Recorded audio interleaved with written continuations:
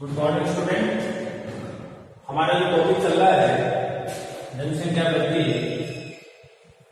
उनमें कुछ सूत्र वगैरह हमने पढ़ी थे। इस तरीके से जनसंख्या वृद्धि होती है, क्या इसका सूत्र होता है, इसको कैसे प्रतिशत में निकालना है, कैसे इसको निरपेक्ष में निकालना है। निरपेक्ष का मतलब जैसे 10 में से 5 के 5 रहेंगे तो वो जो 5 संख्या है वो निरपेक्ष के अंतर्गत आता है, उसकी वृद्धि होगी। तो इसी तरीके से ये जनसंख्या वृद्धि अब जो चल रहा है वो हमारा चल रहा है प्रवृत्तियां। प्रवृत्तियों का तात्पर्य ये है कि जनसंख्या जो है वो लगातार क्या होती है, सतत बढ़ती आ रही है, उसकी वृद्धि लगातार बढ़ती आ रही है। तो इस बढ़ती हुई जो जनसंख्या का स्वरूप है, काल क्या क्या रहा है, कौन कौन से कालों के हिसाब से ये बढ़ी है, उनको अध्ययन की दृष्टि से उनकी प्रवृत्तियों को 4 मुख्य भागों में विभाजित किया गया है। कल थोड़ा सा इसमें डिस्कस किया था हमने, 4 मुख्य भागों में विभाजित किया गया है। उसमें जो पहला है वो है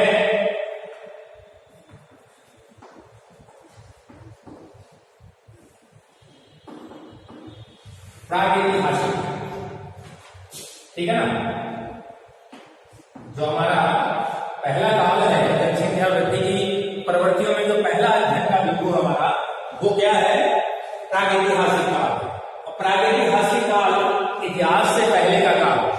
अब थोड़ा सा अंतर इसमें जान लीजिए आप कि प्रागैतिहासिक काल में जो लिखा जाता है उसके साक्ष्य हमारे पास अनुमानों के आधार पर होते हैं। यानी कोई चीज हमने देखी, फिर उसका हमने अनुमान लगाया, उसके बारे में हमने लिख दिया। तो इस प्रकार का जो जिसके हमारे पास लिखित कोई पहले से कोई लिखित हमारे पास उसके साक्ष्य नहीं है, ठीक है ना, केवल अनुमानों के आधार पर हम कोई चीज को, कोई अवशेष को देख के उसके बारे में अनुमान लगाकर उसकी गणना कर रहे हैं, उस काल का स्वरूप काल है वो प्रागैतिहासिक काल होता है। ऐतिहासिक काल या इतिहास जो होता है वो क्या होता है कि जो चीज हमारे पास लिखित में है, जो चीज जिसके साक्ष्य हमारे पास लिखित में है, वो सारी की सारी प्रक्रिया जो कहलाती है वो ऐतिहासिक काल कहलाता है, इतिहास का स्वरूप कहलाता है। तो ये इतिहास से पहले बीच में ये प्रक्रिया देखती है, इसमें हमारे पास कोई लिखित स्वरूप नहीं है, और इतिहास में होता है कि हमारे पास सारी चीजें लिखित में होती है। तो प्रागैतिहासिक काल इसका नाम ही आ गया। इसका तात्पर्य हो गया कि ये वो काल है जनसंख्या वृद्धि का जिसमें केवल हम अनुमानों के आधार पर यह पता लगा रहे हैं कि उस समय जनसंख्या कितनी होगी, उस समय जनसंख्या कितनी होगी, इसके बारे में हमने थोड़ा सा क्या लगाया है, अनुमान लगाने की कोशिश की है कि इतने इतने व्यवस्थाओं के अनुसार जनसंख्या का स्वरूप माना जाता है। इसका जो स्वरूप का प्रारंभ होता है, इसके प्रारंभ की स्थिति अगर हम बात करें तो वो भोजन के संग्रहण और आखेट से होता है। यानी मानव जो था वो भोजन के संग्रहण और आखेट के आधार पर ही एक स्थान पर निवास करने लगा। उसकी प्रवृत्तियां, जैसे हमने इससे पहले प्रवृत्तियों के बारे में पढ़ा था कि जनसंख्या का जो वृद्धि का स्वरूप है वो पूरे विश्व में एक जैसा नहीं है। और जब से हमने इसका अध्ययन करना शुरू किया है, यानी मानव आज से 10 से 20 लाख वर्ष का जो स्वरूप इसका रहा, वहां से लेकर आज तक इसमें जनसंख्या में क्या क्या वृद्धि हुई, उसके आधार पर हम बात करें। इसका प्रारंभ जो आता है वो भोजन का संग्रहण करना और आखेट के आधार पर इसका स्वरूप माना जाता है। इस समय मानव जो था वो घुमक्कड़ जीवन व्यतीत कर रहा था, जैसे और अन्य जानवरों के स्वरूप में जैसे निवास करते हैं, रहते हैं, करते हैं, उसी प्रक्रिया में इसका स्वरूप माना जाता है, ठीक है ना। इसी प्रक्रिया के अंदर इसका स्वरूप माना जाता है कि किस तरीके से मानव रहता था, जैसे अन्य जानवर रहते थे वैसे वो रहता था। तो ये माना जाता है कि इस काल के अंतर्गत जो उस समय के ज्ञान मानव थे, उस समय के ज्ञान मानव का तात्पर्य था कि आपने ग्यारहवीं क्लास में पढ़ा होगा हिमयुग। हिमयुग का मतलब है कि चारों तरफ बर्फ ही बर्फ जमा थी। इस पृथ्वी पर बहुत से हिस्सों में क्या थी, बर्फ जमा थी। और जैसे जैसे जलवायु में परिवर्तन हुआ, बहुत से हिस्सों से हिम जो है वो पिघल गई और अपने न्यूनतम स्थानों में जाकर जल के रूप में, उन गर्म स्थानों में जल के रूप में परिवर्तित हो गई। तो जहां से हिम हटा वहां से ये भाग रहा। तो इस प्रकार से धीरे धीरे मानव का उद्भव हुआ। तो हिमयुग के बाद ये माना जाता है कि मानव का जो विस्तार हुआ, वो कहां हुआ, अफ्रीका में उस समय के 11, यानी अमेरिका उस समय के अंतर्गत शामिल नहीं था, ठीक है ना। अफ्रीका, ठीक है, इसके अलावा आपके ऑस्ट्रेलिया, ठीक है ना, पश्चिमी यूरोप,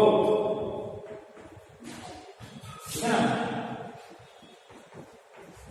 दक्षिणी पश्चिमी पूर्वी एशिया, ये कुछ क्षेत्र ऐसे हैं जो हिमयुग के बाद में ऐसा माना जाता है कि इन क्षेत्रों में सबसे पहले मानव का क्या हुआ, विस्तार हुआ। मानव की जनसंख्या इन महाद्वीपों पर बढ़ना शुरू हो गई, लेकिन इन महाद्वीपों में समान नहीं है, कहीं कम और कहीं ज्यादा की स्थिति में जनसंख्या का क्या पाया गया, वितरण पाया गया या वितरण का अनुमान लगाया गया, ठीक है ना। तो इसमें माना जाता है कि प्रागैतिहासिक काल में इन महाद्वीपों के ऊपर जनसंख्या का क्या पाया गया है, विस्तार पाया जाता है। अगर हम अमेरिका वाली भूमि की उस समय उसकी खोज नहीं हुई थी और इतना भी मान सकते हैं उस समय 11 महाद्वीप में वो नहीं था, तो अमेरिका के अगर हिस्से को अगर हम छोड़ दें तो ये माना जाता है कि उस समय विश्व की जो जनसंख्या थी वो 33 लाख होगी, ये अनुमान है, 33 लाख होगी उस समय के अनुमान की अगर हम बात करें तो 33 लाख होगी। और ये माना जाता है कि 33 लाख के बाद 33 लाख की जब जनसंख्या थी अनुमान के प्रागैतिहासिक काल में 33 लाख जनसंख्या का शुरू था, ठीक है ना। तो ये काल कौन सा माना जाता है, प्रागैतिहासिक काल का कौन सा माना जाता है, आज से 6000 मतलब उत्तर से अगर माने तो 8000 वर्ष से पहले का जो काल है वो किसमें आ रहा है, प्रागैतिहासिक काल के अंतर्गत। किस काल में आ रहा है, प्रागैतिहासिक काल के अंतर्गत आ रहा है, ठीक है ना।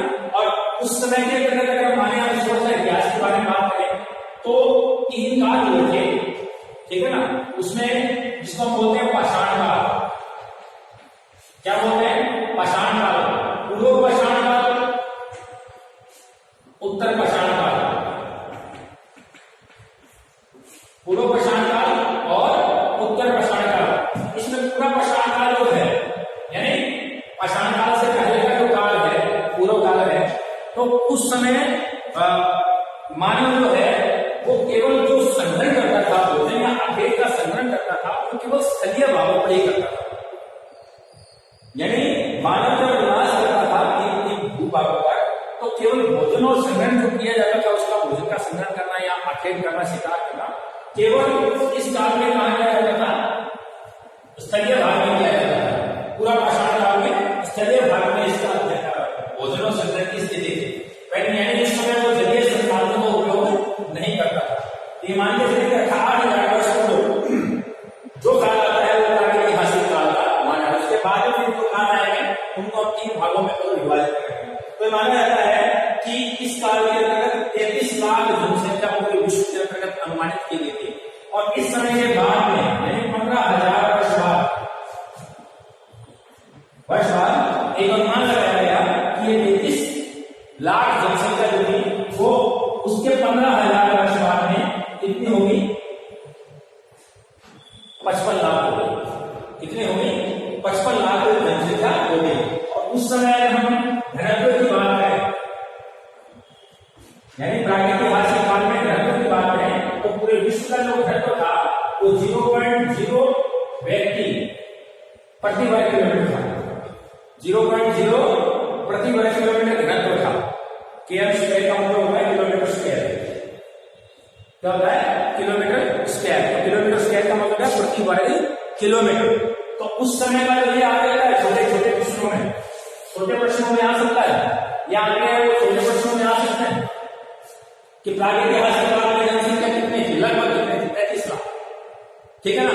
और प्रागैतिहासिक काल में जनसंख्या का जो घनत्व अनुमानों के आधार पर जो घनत्व निर्धारित किया गया है विद्वानों के द्वारा या जनसंख्या विद्वानों के द्वारा, वो कितना माना गया है, वो माना गया है 0.04 व्यक्ति प्रति वर्ग किलोमीटर निवास करते थे तब प्रागैतिहासिक काल। और उस समय का जो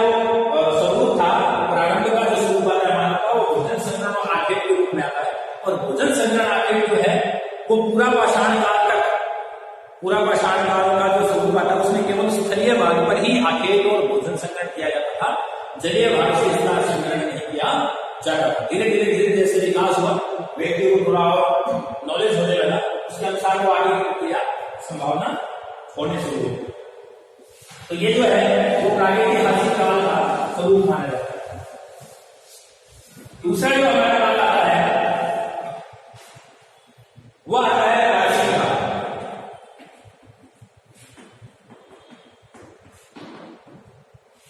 कौन सा काल? प्राचीन काल। इसको हम मुख्य रूप से मानते हैं 6000 वर्ष से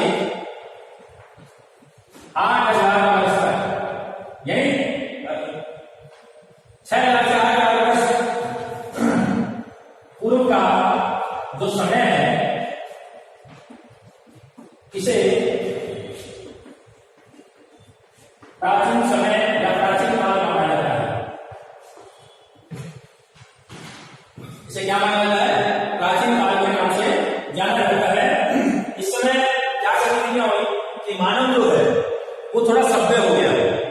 धीरे धीरे धीरे मानव के बुद्धि का विकास हुआ, रीढ़ की हड्डी उसकी सीधी होने लगी, तो रीढ़ की जैसे जैसे सीधी हड्डी होकर वो खड़ा होकर चलने लग गया। आपने देखा होगा मानव के विकास के संकल्प में कि वो झुका हुआ है, धीरे धीरे धीरे धीरे धीरे धीरे छठी सातवीं क्लास की साइंस में पढ़ाया जाता है, ठीक है ना। इतिहास में भी ये मानव के विकास का क्रम आता है, ठीक है ना। तो जैसे सीधी खड़ी रीढ़ की हड्डी उसकी सीधी खड़ी होकर चलने लग गया, उस समय क्या हुआ, उसके मानव का विकास भी उस रीढ़ की हड्डी के साथ साथ ज्यादा होने लगा।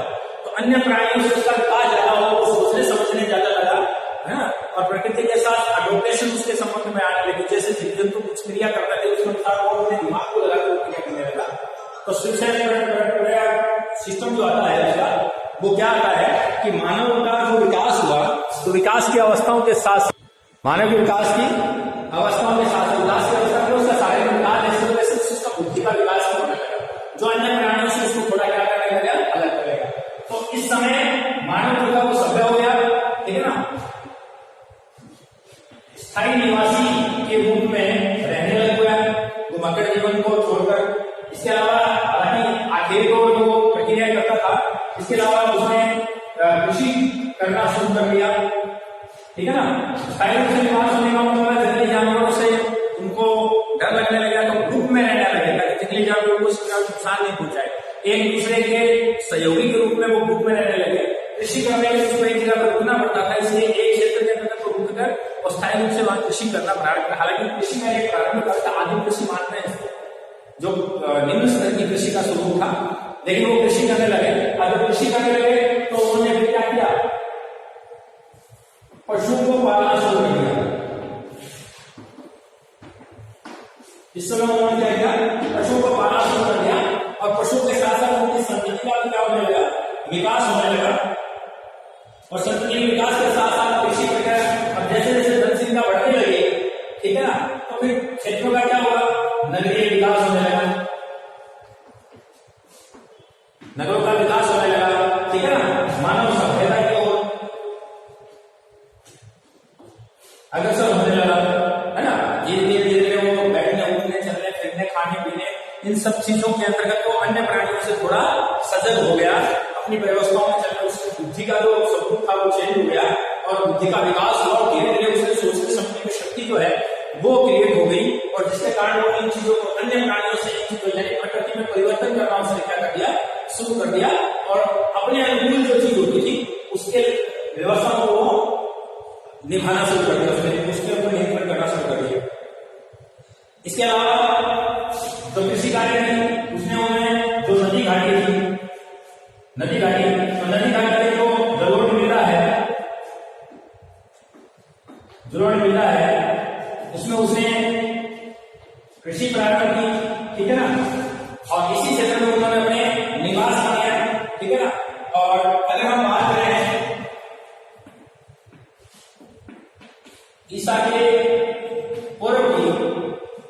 ईसा पूर्व के बारे में बात करें, ईसा पूर्व से जनसंख्या के स्वरूप को देखें तो ईसा काल से पूर्व यानी कि आज से जो लगभग 2020 साल पहले, 2020 साल पहले ईसा से पूर्व की बात करें तो विश्व की जो जनसंख्या थी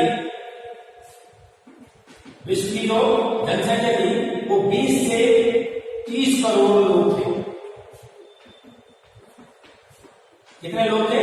20 से 30 करोड़ लोग इस समय थे।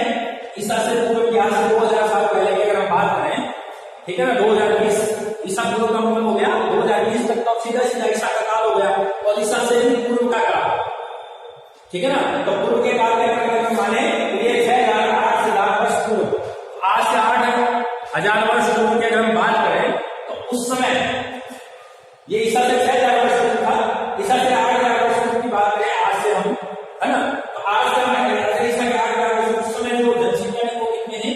20 से 30 करोड़ जनसंख्या की। और इस समय, इस प्राचीन काल के समय में संसार की जितनी भी सभ्यताएं विकसित हुई थी नदी घाटियों में, जैसे सिंधु घाटी की सभ्यता है, मिस्र की सभ्यता है, मेसोपोटामिया की सभ्यता है, बेबीलोनिया की सभ्यता है, चीन की सभ्यता है, ठीक है ना, सिंधु घाटी की सभ्यता है, ये सारी सभ्यताओं का क्या हुआ? विकास हुआ, ठीक है ना। और उस समय इन सभ्यताओं का विकास के अंतर्गत पूरे विश्व की जो जनसंख्या का अनुमान लगाया गया था, जो हमारे पास कुछ साक्ष्य और कुछ अनुमान लगा के अगर ज्ञात की गई थी, ठीक है ना, विधियों के द्वारा, तो उस समय की जो ज्ञात है, प्राचीन काल में जो ज्ञात जनसंख्या थी आज से 6000 वर्ष पूर्व, तो वो कितनी थी? 20 से 30 करोड़ लोग निवास करते, ठीक है ना।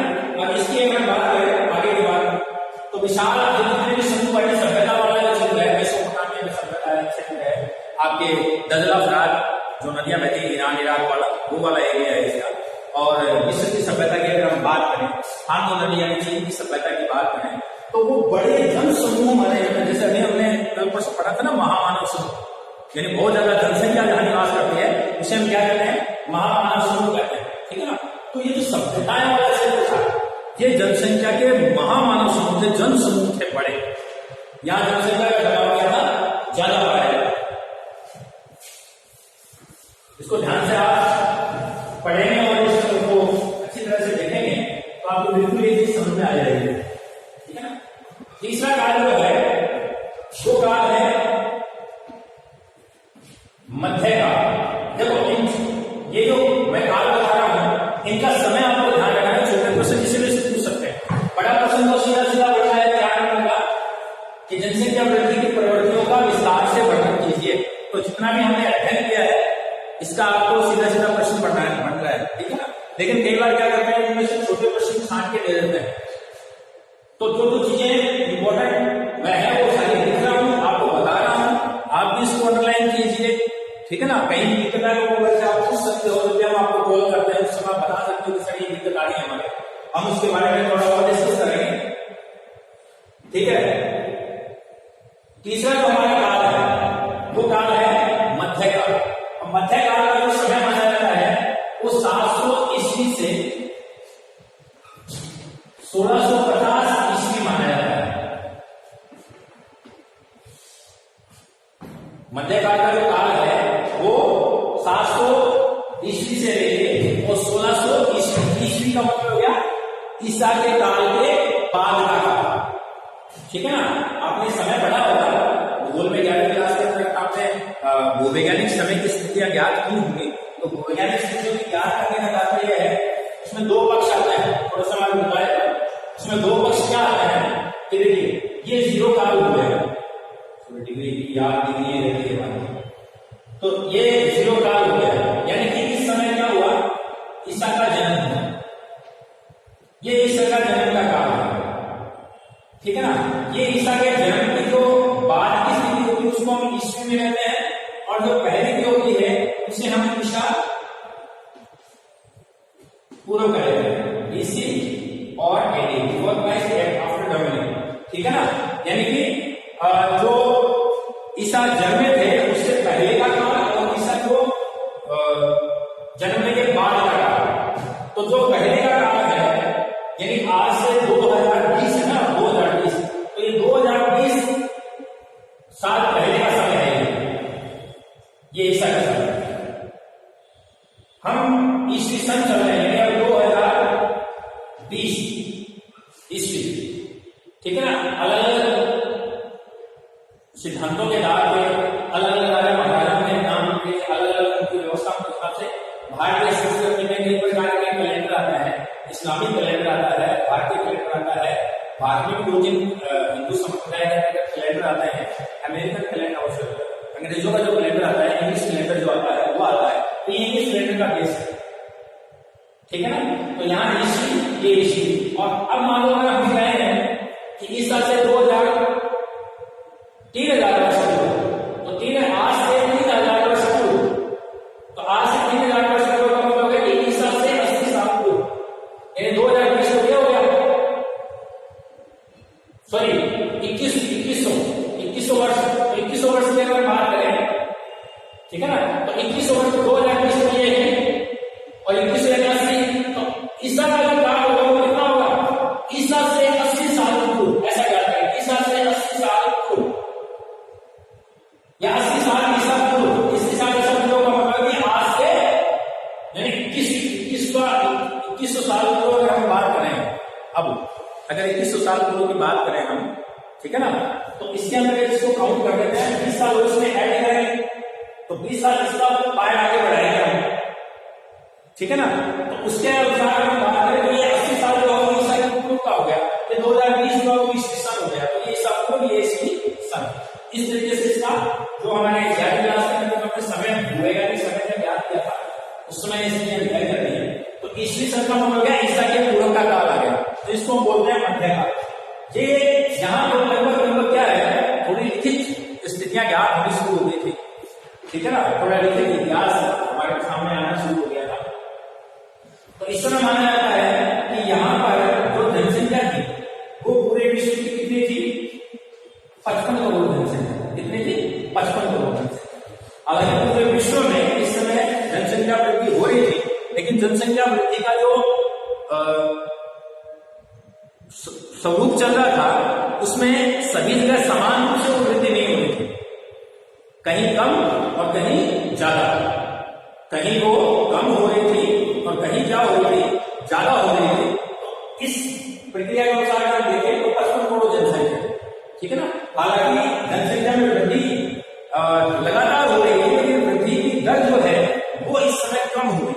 इसके पीछे जो कारण है कि इस काल में क्या है, सूखा ज्यादा पड़ा, ठीक है ना, विभिन्न प्रकार की महामारियां जो थी, महामारी वो थी, ठीक है ना, अकाल बहुत पड़े थे उस समय, ठीक है ना, और युद्ध की स्थितियां होती थी, तो युद्ध में लोग मारे जाते थे, अकाल में मारे जाते थे, महामारी से मारे जाते थे, सूखा पड़ता था उस समय। तो जन्म दर तो क्या थी, उच्च थी, लेकिन मृत्यु दर भी क्या थी, उच्च थी।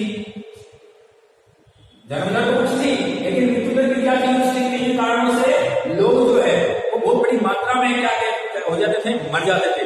तो जो स्वरूप आता था, तो जनसंख्या वृद्धि दर इस समय क्या रही थी, कम रही थी। जनसंख्या वृद्धि इस काल में क्या रही, थोड़ी कम रही, ठीक है। वैसे तो निरंतर बढ़ती आ रही थी, लेकिन यहाँ बढ़ने के बाद में यहाँ थोड़ी सी कमी आने के पीछे आप पूछ सकते हैं मध्यकाल में जनसंख्या और वृद्धि की कमी के कारण क्या है, तो वो कारण है सूखा है, महामारी, अकाल है, युद्ध है। ऐसी स्थितियों में उस समय जन्म दर उच्च थी, लेकिन उसके साथ साथ मृत्यु दर भी क्या थी, उच्च थी। तो यहाँ थोड़ी सी जनसंख्या वृद्धि में क्या आई, कमी आई। उस समय जनसंख्या जो कितनी थी, 55 करोड़ जनसंख्या। कौन से काल में आगे, मध्यकाल। और मध्यकाल का जो समय माना जाता है वो कितना माना जाता है, 700 ईस्वी से लेकर 1650 ईस्वी के बाद।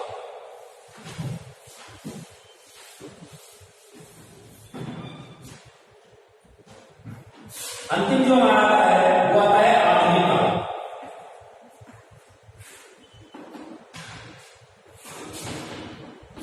आधुनिक काल का जो समय माना जाता है वो 1650 के बाद का माना जाता है। 1650 ईस्वी के बाद का जो समय है, उस समय को क्या माना जाता है, आधुनिक काल का समय माना जाता है। और आधुनिक काल के समय के अनुसार ऐसे मान सकते हैं आधुनिक काल को कि 17वीं शताब्दी के मध्य का काल, यानी 17वीं शताब्दी के मध्य का काल हो गया 1650। यानी शताब्दी जो होती है वो ईस्वी से एक कदम आगे होती है। जैसे 1600 का कुछ चल रहा है तो तो शताब्दी 17वीं कहेंगे। जैसे अभी हमारे 2020 का चल रहा है, 20वीं शताब्दी है, ठीक है ना, इसको मानते हैं 2020 20वीं शताब्दी, ये 20वीं चल रही है। सन कौन सा चल रहा है? 20वीं। ईस्वी कौन सा चल रहा है? 20वीं ईस्वी चलती है, ठीक है ना। लेकिन शताब्दी की अगर हम बात करें तो कौन सी चल रही है? 21वीं शताब्दी चल रही है। आगे जैसे ही 2 से 1 ज्यादा बढ़ रहा है तो आगे वाले काउंट है, अब चल रही है 21वीं सदी, ठीक है ना। और जैसे ही 2101 आएगा शताब्दी हो जाएगी 2200। इसका मतलब है कि शताब्दी जो होती है वो ईस्वी सन से एक कदम क्या होती है, एक अंक ज्यादा इसको निर्धारित करते हैं, वो चल रही है, नेक्स्ट आ रही है, ठीक है ना। तो इसलिए मध्य का काल हो गया 17वीं है ना, तो इसका मतलब ईस्वी कौन सी चल रही है? 16वीं। ईस्वी कौन सी चल रही है? 16वीं चल रही है। और 17वीं का मध्य काल है, तो मध्य का मतलब हो गया कि आना कितना होगा? 50। सीधा सीधा भी कह सकते हैं कि 17वीं शताब्दी के मध्य का काल, या ऐसा कह सकते हैं कि 1650 ईस्वी के बाद का जो काल है वो आधुनिक काल में माना जाता है। और हमने याद किया था कि 1650 में जो पूरे विश्व की जनसंख्या थी वो कितनी थी? 55 करोड़। पूरे विश्व की जो जनसंख्या थी वो कितनी थी? 55 करोड़ थी। और लगातार जनसंख्या में क्या हो रही थी? वृद्धि थी। तो आधुनिक काल में जनसंख्या में बहुत ज्यादा वृद्धि हुई। 1650 के बाद में विभिन्न चिकित्सा सुविधाओं का विकास होना शुरू हो गया था, वैज्ञानिक विकास होना शुरू हो गया था, है ना। उन्नत बीजों का उपयोग किया जाने लगा, कृषि के लिए अच्छी उन्नत जो तकनीकें थी उनको लागू कर दिया जाने लगा, सिंचाई के लिए नहरें निकाली जाने लगी, है ना, जिससे कि अकाल जो पड़ रहे थे उनकी संख्याओं में कमी हुई। अकाल पड़ता है किसके कारण? वर्षा नहीं होती है, फसल नष्ट हो जाती है। और जैसे ही नहरें निकाली गई नदियों के माध्यम से, तो जिन खेतों में जल का अभाव रहता था वहां नहरों के द्वारा जल पहुंचाकर उत्पादन में क्या की गई? वृद्धि की गई। तो अच्छे उत्पादन के कारण लोगों को पर्याप्त मात्रा में आहार मिलने लग गया, तो अकाल की स्थिति नष्ट हुई। वैज्ञानिक खोजें होने लगी, चिकित्सीय विकास होने लगा, तो चिकित्सा विकास होने से जन्म दर, मृत्यु दर क्या होने लगा? कंट्रोल होने लगा, मरने वालों को कंट्रोल किया जाए। जो संक्रामक महामारियां थी उनके इंजेक्शन बनाए गए, उनकी दवाइयां बनाई गई और लोगों को क्या किया जाने लगा? बचाया जाने लगा। तो जो पहले महामारियों से मर जाते थे वो बचने लगे, कि पैदा तो हो ही हो रहे हैं। पहले क्या था? पैदा हो रहे हैं, महामारियों के कारण मर भी रहे हैं, तो जो स्थिति थी वो बराबर की आ रही थी, जनसंख्या कम हो रही है, ठीक है ना। लेकिन वैज्ञानिक खोजों के कारण जीवन आरामदायक हो गया, विभिन्न सुविधाएं हो गई। एक आदमी मान लो पैदल जा रहा है 20 किलोमीटर डेली, और एक आदमी बस के अंदर 20 किलोमीटर जा रहा है, उसकी ऊर्जा जो है 20 किलोमीटर की वो उसमें संचित हो रही है, जिससे कि उसकी उम्र में क्या हो रही है? वृद्धि हो रही है। जो उसकी ऊर्जा की खपत है वो कम हो रही है, जिससे उसकी उम्र में क्या हो रही थी? वृद्धि हो रही है। तो इन सुविधाओं के कारण, ठीक है ना, और अकाल की कमियों के कारण, अकाल तो पड़ते थे लेकिन अकाल की जो कमी थी उसको पूर्ति किया जाने लगा विभिन्न कृषि उच्च तकनीक के माध्यम से, उन्नत बीजों का उपयोग किया जाने लगा, जिससे कि उत्पादन क्या होने लगा? ज्यादा, और प्रत्येक व्यक्ति तक आहार पहुंचने लगा। और वो जब आहार खाता है तो उसको विभिन्न प्रकार के जो पोषणीय तत्व शरीर में जाने होते हैं वो चले जाते हैं, जिससे कि उसकी उम्र में क्या हो गई? वृद्धि हो गई। भुखमरी का जो सबूत था वो खत्म हो गया। तो इसके कारण लगातार जनसंख्या में क्या हुई? वृद्धि हुई। तो आधुनिक काल में अत्याधिक जनसंख्या में क्या हुई? वृद्धि हुई। अब इस वृद्धि के काल को हम निम्न आंकड़ों के आधार पर समझते हैं, ठीक है ना। तो पहला इसलिए क्या है कि आधुनिक काल का कौन सा काल है? 1650 के बाद का काल, ठीक है, या 17वीं शताब्दी के मध्य का काल जो है वो आधुनिक काल है। और इस काल के अंतर्गत टोटल जो विश्व की जनसंख्या थी वो कितनी थी? 55 करोड़ थी। 1650 का अगर माने तो कितनी जनसंख्या थी? 55 करोड़ थी। और जनसंख्या बढ़ने के पीछे जो कारण माने जाते हैं वो वैज्ञानिक विकास, ठीक है ना, वैज्ञानिक विकास, ठीक है ना, कृषि तकनीकों का विकास,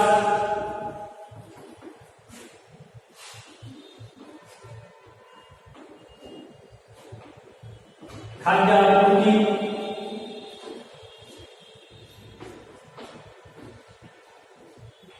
उन्नत बीजों का उपयोग, ठीक है ना, उन्नत बीजों का उपयोग, चिकित्सा पद्धतियों में विकास,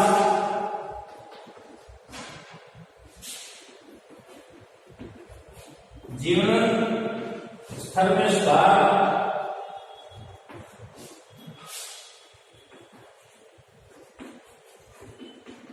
औद्योगिक